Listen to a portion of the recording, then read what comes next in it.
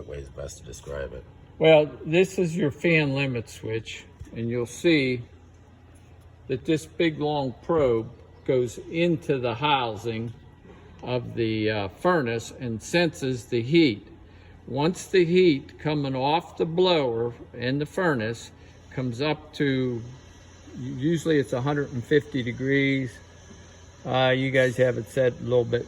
It's usually set at about 150, but that middle pin is the pin that determines when the fan kicks on to blow the heat up in the house.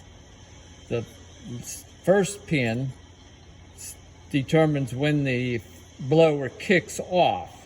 So if the blower's pulling the heat down to 100 degrees or less, then it shuts off. And that usually happens when the feeder quits feeding cold to the furnace.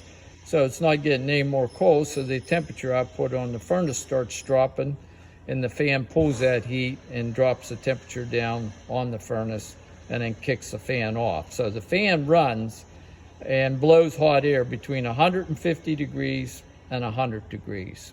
And if the temperature's below that, it doesn't run. Well, if something happens with your convection fan and it fails, the third pin would turn off the stoker. Right.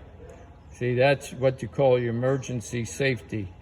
So if, like Brian said, if your fan's not blowing the heat off your stove, off your furnace, then it's building up a lot of heat at the furnace and can damage it and cause problems.